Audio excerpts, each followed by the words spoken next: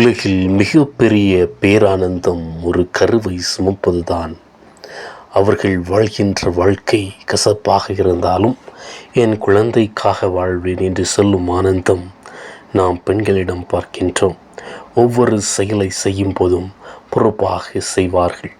அந்த வகையிலே ஒவ்வொரு பெண்ணும் விசித்திரமானவள். ஆண்கள் நினைக்காததை தங்களுடைய பொறுமையால் சாதிக்கும் பெண்கள் விசித்திரமானவர்கள்தான். வானில் பறக்கும் பட்டாம்பூச்சிக்கு பறக்க சொல்லிக் கொடுத்து அதன் மீது அசைந்தாடும் தென்றலாயிருப்பவள், உறவுக்கு உயிர் கொடுத்து விசித்திரமாய் வாழ்பவள், சில்லென காற்று வீசும்போது அங்கே அசைவில் இருப்பவள், பிள்ளையின் அன்பில் விசித்திரமாய் வாழ்பவள். ஒருமுறை ஒரு குழந்தை மழையில் நனைந்து கொண்டிருந்தது.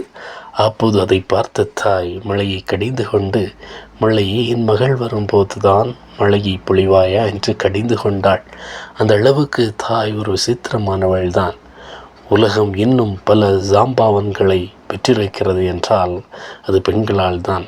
அன்பை கொடுத்து விசித்திரமாய் மறைபவள், தியாகத்தை செய்து எதிர்காலத்தை கருத்தாய் கொள்ளும் பெண்களுக்கு நாம் என்ன செய்கின்றோம்?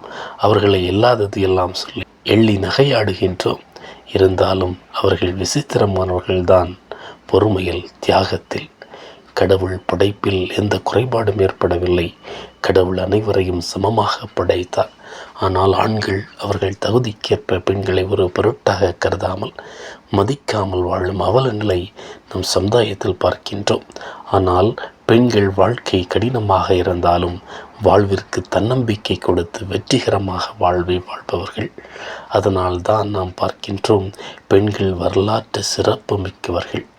இந்தியாவில் முதல் மருத்துவ பெண்மணி ஆனந்தி கோபால், முதல் இந்திய பிரதமர் அன்னி பெசன்ட், முதல் இந்திய ஏர்லைன் பைலட் சர்லா தக்ரால், முதல் இந்திய அர்ஜுனா அவார்டு வாங்கிய பெண்மணி ஸ்டெவி டிசாசா, இன்னும் பல பெண்மணி வீர சாதனை நிகழ்த்தி இன்னும் பெண்களை விசித்திரமாக பார்க்க வழி செய்கின்றனர்.